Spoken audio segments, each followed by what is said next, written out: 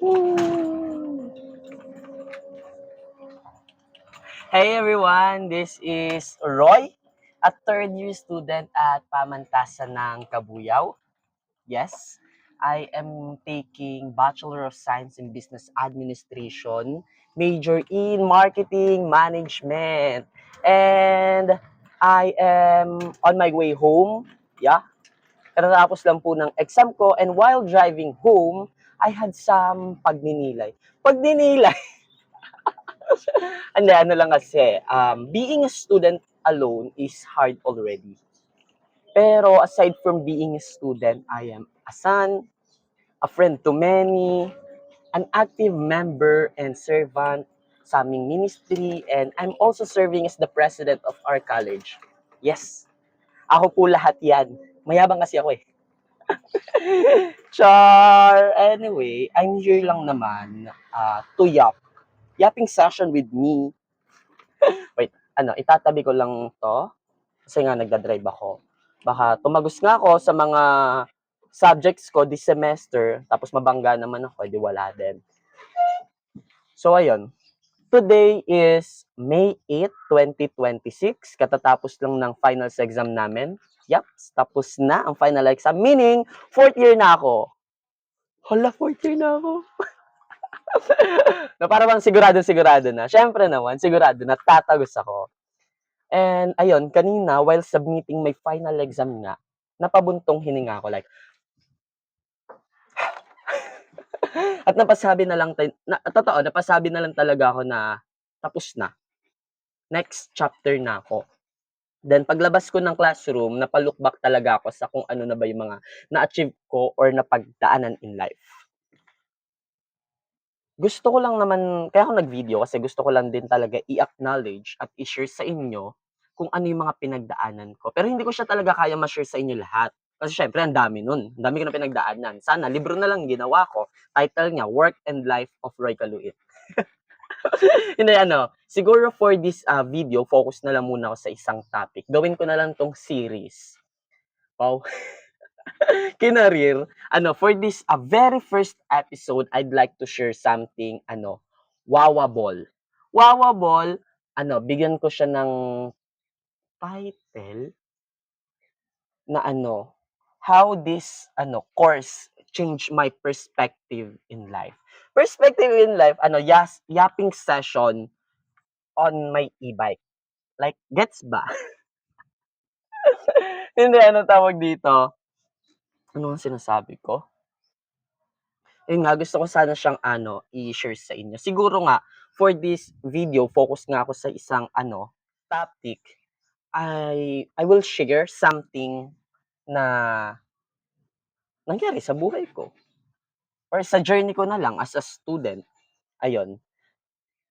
I will share to you the most challenging course na na-encounter ko so far. Hala? Hindi siya negative ha, like challenging lang talaga siya. Alam mo yung bumuhay sa dugo ko ng pagiging estudyante. Ay, estudyante pala ako, kailangan ko pala 'tong asikasuhin, kailangan ko siyang gawin. And the most challenging course na na-encounter ko so far is no other than drumroll please. And the most challenging subject na na-encounter ko so far ay tanan! Distribution management, yoo! Very challenging siya. Sa sobrang challenging niya, yes po. Ito po yung pinakamababa kong grade. Pero siguro hindi lang talaga ako sanay how this subject works or how Doc Nadine teach this subject to us. By the way, ang prof ko dito sa subject na to ay si Doc Nadine Awitan. Yes, you've heard it right. Doktor siya. Nag-oopera po siya ng mga grades namin para makasurvive kami. Kidding aside, hindi lang kasi siya puro theory na mababasa mo sa libro, yung typical na textbook. Most of them ay wala talaga siya sa libro kasi what Doc Nadine teaching us ay yung mga real life experience niya sa field ng distribution. Actually, may libro. Yung libro na yon, siya yung gumawa. Yes. Most of them talaga ay real life experience niya. Kaya guaranteed na magagamit namin. And as I look back nga, almost everything na na-tackle namin sa distribution na 'to ay na-experience ko na pala talaga siya in real life, sa pang-araw-araw na buhay, na hindi ko napapansin. Every time, everywhere, it's a distribution. Even yung simpleng pag-order ko sa TikTok, though siyempre alam natin distribution kung paano mapupunta si product sa point A to point B. Pero there's more than that. Naalala ko, yun nga sa simpleng pag-order ko sa TikTok, naalala ko nung JMA event namin, BAM Builder, una pa lang preparation namin 1 month before the event is sinabihan na kami kung ano yung outfit, attire namin para makapaghanap na kami. Ako siyempre as an organizer ng event, focus ako sa event. Sabi ko dinedma ko siya, "Saka ka na, saka ka na." Then 2 years, ang tagal nun, 2 days before the event, dun pa lang ako nag-check ng susuotin. Kasi nga, alam ko may TikTok shop na parang 1 day lang, yun yung usual na deliver niya.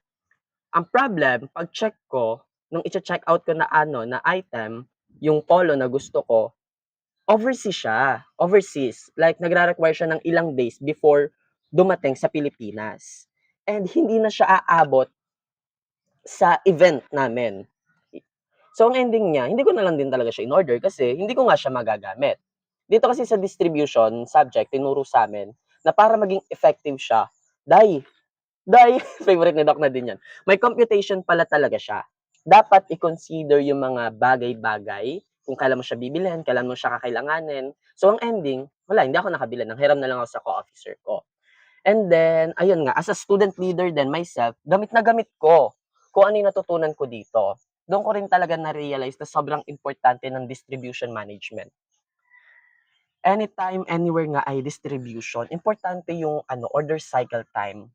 Tapos, kaya rin pala laging may late sa call time namin before. Kasi kapag ka meeting kami or may call time kami na 7 AM, sinasabi ko sa kanila, "O, umalis kayo ng bahay 6 AM ha." Without even realizing na iba-iba pala kami ng layo ng lugar. May mga taga Santa Rosa, may mga taga Los Baños, 'di ba? So, malala yung lugar, tapos yung iba mag-aangkas, yung iba magco-commute. So, yun din pala talaga yung mga kailangang i-consider na bago ka doon, kailangan mo munang ano daw?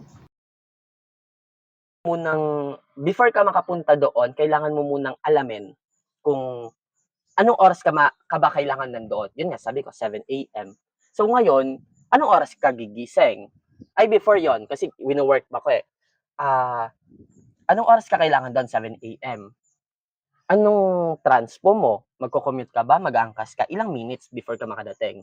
Tapos ano mo din, ilang minutes yung preparation mo, yung pagligo mo, yung pagkain mo, pag-aasikaso mo. So kapag na-compute mo na yon, alam mo anong oras ka dapat gumising, ganoon. Para kang may timeline. So importante siya sa distribution. Na kapagka ayun, na naintindihan mo siya, ay very magagamit mo siya kasi anong tawag dito, ano may mga terms kasi na ginagamit diyan nung pinag-aaralan namin. Yung, paggising mo, yung pagpe-prepare mo, yan yung lead time na tinatawag. Tapos anong oras ka aalis, ETD, estimated time of departure. Tapos gaano ka katagal yung biyahe, yun yung transit time, at yung anong oras ang dating mo or yung ETA, estimated time of arrival. Na kapagka na-master mo yun, certified, may time management ka na rin. Kasi madalas nga 'pag may delay, domino effect 'yan. I couldn't afford delays talaga sa schedule ko kasi nga sobrang dami kong responsibilidad sa buhay. So, distribution management made me realize na a well-planned thing will result in an excellent output. Oh, panis, English 'yon. Kagaya ngayon, may special activity kami sa distribution. Sa sobrang dami ko rin na ginagawa, as much as I want to prioritize this, may mga prior commitment na rin ako. Pero deadline is deadline. So, kinompute ko. Winork back ko na naman siya ulit. Kailan yung deadline? Inalam ko kung gaano ba katagal mag-video, gaano katagal mag-edit, gaano katagal mag-upload sa Google Drive and etc. Kaya alam ko kung kailan dapat ako mag-video, which is today. So, dito kasi sa subject na to, tinuruan talaga kami na maging on time. Abaday! Day ka talaga, sasayaw ka talaga kapag late ka pumasok. Sa klase ni Doc Nadine. Pero ayun nga, discipline lang din talaga yung tinuturo. Kasi nga, according Tudok Awitan 2026. O, panis, may RRL. Kahit gaano kaganda yung output mo, kung lagpas na yan sa deadline, day, hindi na yan kailangan. Sabi nga ay, wait lang, ano to? Kinabisado ko yun. Customer service is the ultimate goal. And that means being reliable. So it's really important to plan everything and do it on time. Like, gets ba? Ano nga, nawala tuloy ako. It is really important to plan everything and do it on time. So, ayun. Ayun, tapos na yung yapping session ko. Fourth year na ako! Ah! Na-survive ko si Karina, si Ame. Woo! Congrats sa akin.